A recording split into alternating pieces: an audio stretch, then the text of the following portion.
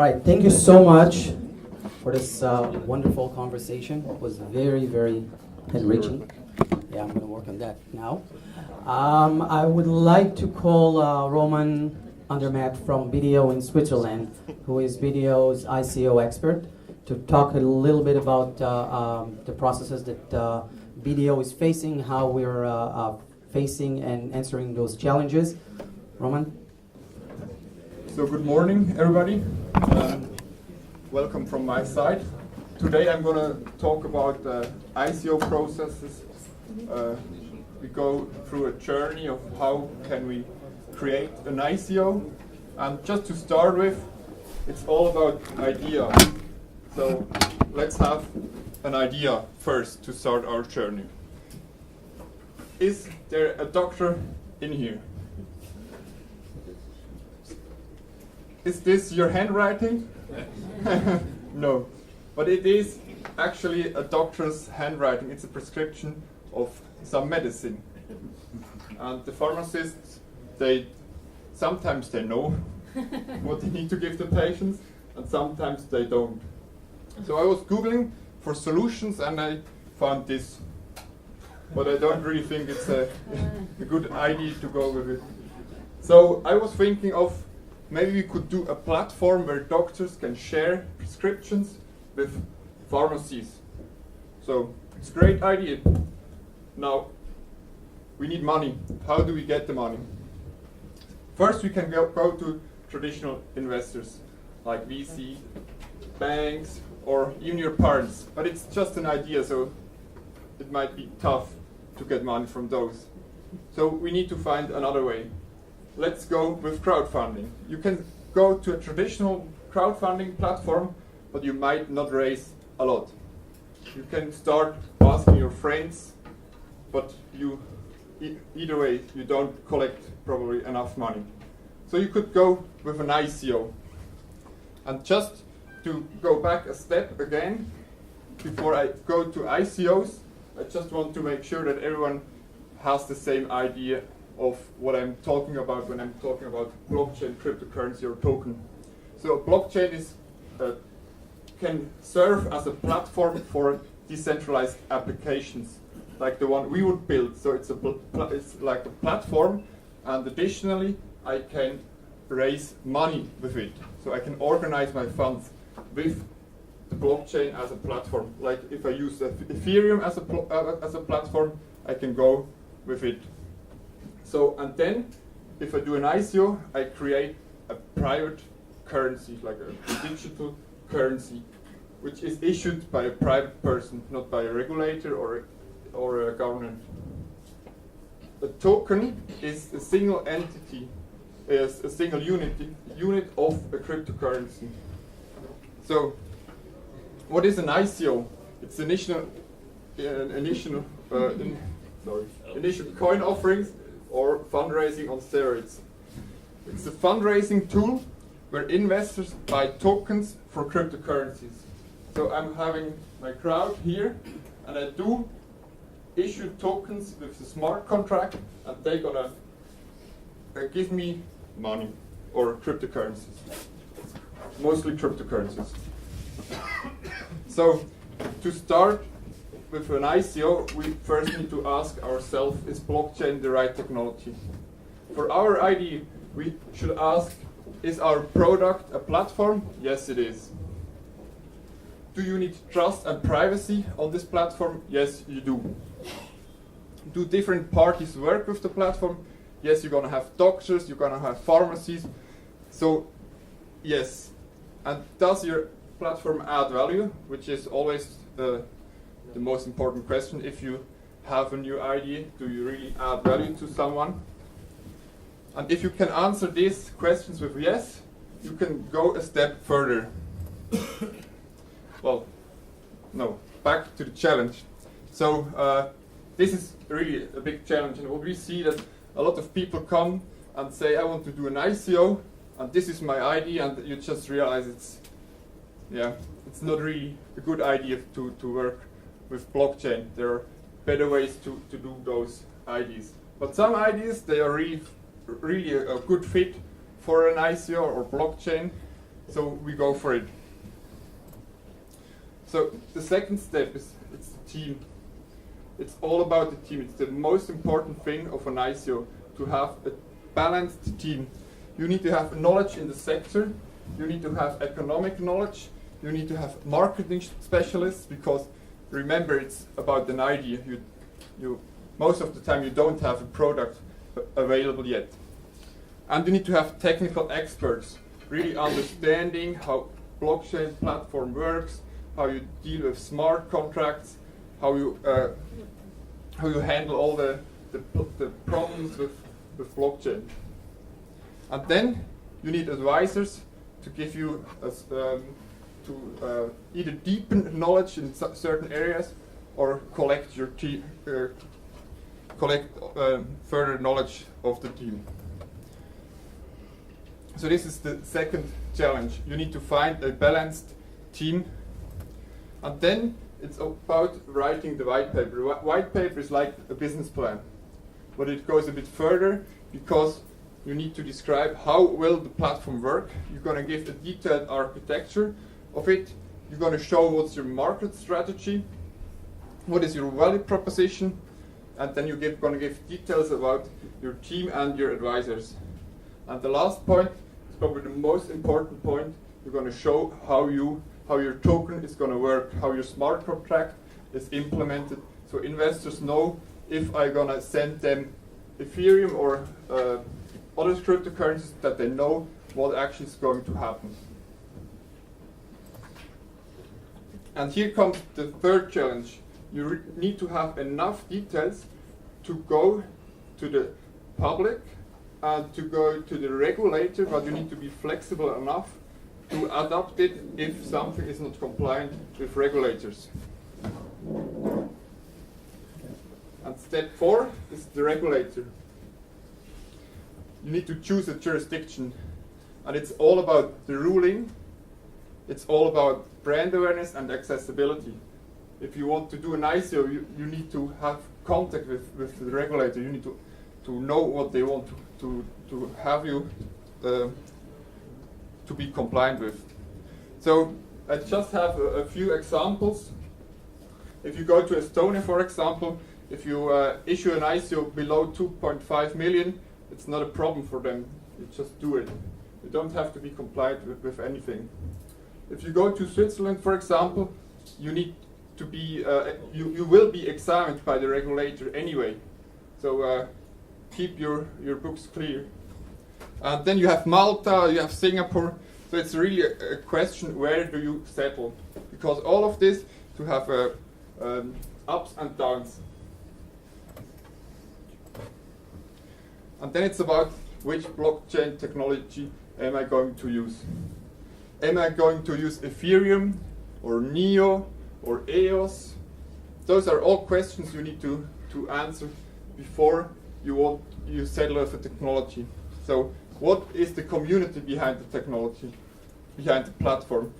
How long is the time of successful operation of the platform? So here, clearly Ethereum is the winner, but maybe it's not the future. You never know. So behind the blockchain technology, there's always the topic about cryptographic security and the consensus mechanism. So you really need to put the saddle on the right horse. And then comes the next challenge. If you have the blockchain technology assessed, you need to start thinking about how to secure your funds.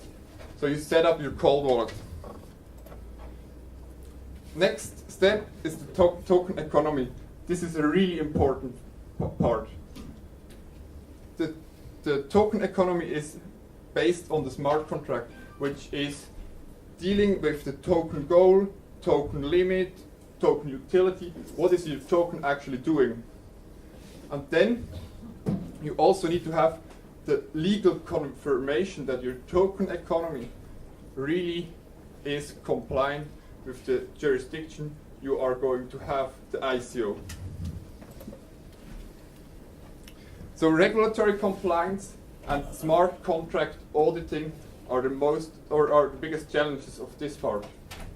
So security audits are can be done by professional companies already. They just go through your smart contract and look for all the issues that could happen. And we've seen in the past that the smart contract is really a big thing. There have been ICOs which lost almost everything, or they lost everything just because they did some stuff wrong with their smart contracts. And here comes another compliance with legal issues. You need to show how you're gonna have how you deal with the privacy policy, how you deal with know your customer and anti-money laundering. I mean, right now there are no, or there is not a lot of regulation about it. But in the future, you're gonna need to be ready for it, because you want to be a legit company, so you need to be compliant with today's moral and values. If you're voluntarily complying with legal issues, you have either it's good for you because you have a stamp of legitimacy, you reduce your long-term risk, and you get a larger global audience. So really work close with the regulator. And then you can set up your website and start to establish trust in the community. So you're going to explain the problem, what will you solve and how will you solve it, how does the token look like, who's the team and advisors, what is the roadmap of your development, when are the main steps. And then you also need to show your social media channels, and you need to be broad with your social media channels. And the other thing is you need to have, or what we see is that the ICOs start to have a login for their possible investors where they can upload their KYC documentations. And this is then again why you need to show what you're doing with the privacy policy. And just a short note, there are certain countries which we do not really recommend to do an ICO, for example China or India, Iran, you just don't want to do an ICO there. And you better exclude those people from contributing to your ICO because you don't want to have them as an investor as well. And I put also the United States on this list because SAC, which is the regulator, has really long arms. So if you're not compliant with them, they're gonna get you. And I'm Swiss, we know that they can really get tough. Yeah, the website, it's all about standing out of the crowd because there are many ICOs. And a lot of them have the same ideas. So you need to stand out with your team, with your ID, with your token economy, how you're going to deal with certain legal issues, and again, regulatory compliance. So, step 9, remember it's an idea. Marketing, marketing, marketing. It's all about it. You are measured by your activity. If you really go for an ICO, you need to be active. You need to show the community that you are active. Have a channel on Reddit and Bitcoin Talk, Slack and Telegram. And on GitHub, you should, if you have code, it's good to show the code. And allow enough time for the hype to happen. It takes time to evolve, to be a successful ICO. So the challenges are creating the hype and also attracting large investors. It's nice to have 10,000 small investors from the crowd, but you also need large investors in order to raise enough money for your product. And then there are security concerns. For your social profiles and communication channels, you really need to be aware of scammers. I had a friend, he was doing an ICO, and on Telegram he one day got a message from himself. So there was someone copying his picture, copying his name, and he tried to sell him his own token. He said, "Hey guy, I'm doing this ICO. You want to join me? It's really cool. here's the address to send your Ethereums.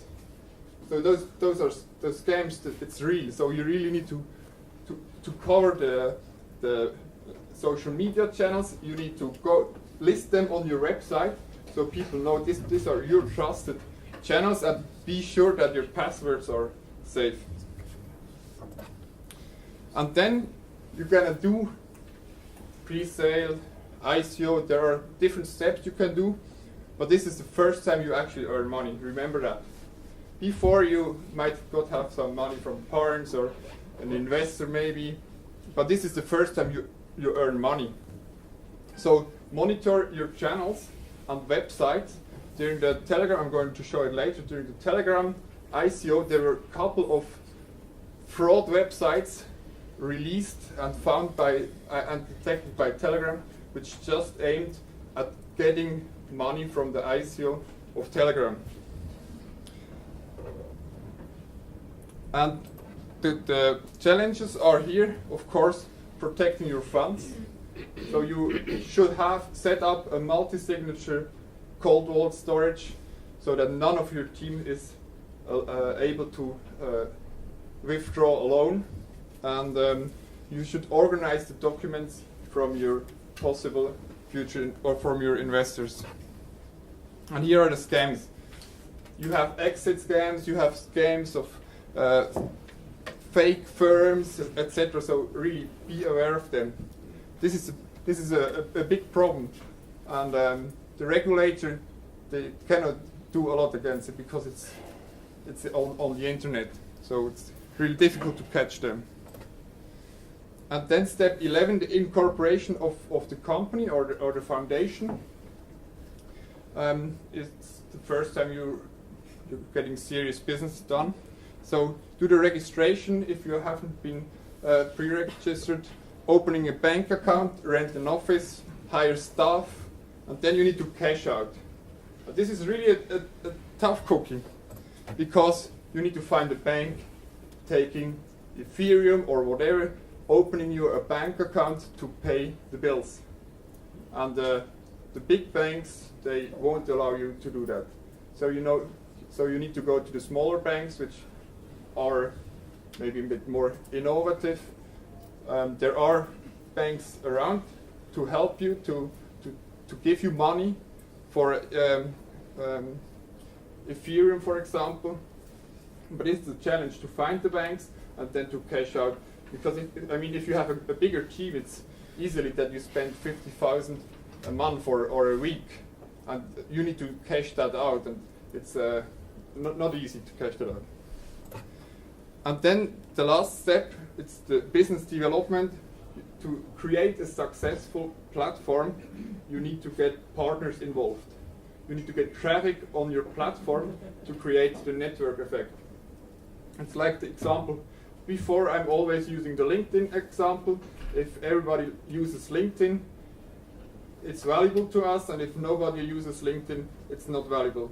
So you really need to get traffic on your platform. And then for your investors, this is always a good thing. Do listings on exchanges so that your investors can start getting refunds. But the biggest challenge here is create the network effect. Now we've seen 12 steps for an ICO, and it's a long it's a long way to go. There are a lot of challenges to overcome, but at the end, is it really worth to do it? And I would say yes. Those are the numbers of the last year. So I just see. This is January, February, March, and April. So 7 billion was collected altogether in the last 4 months. And what I like to see is, you see that it's going down. For me, this is kind of the hype bubble. What really matters is the number of ICOs, and it's constant. So here is a huge hype bubble where a lot of people started investing in ICOs, and a lot of individual ICOs collected a huge amount of money. So with these words, I just want to say thank you for the invitation and have a nice day.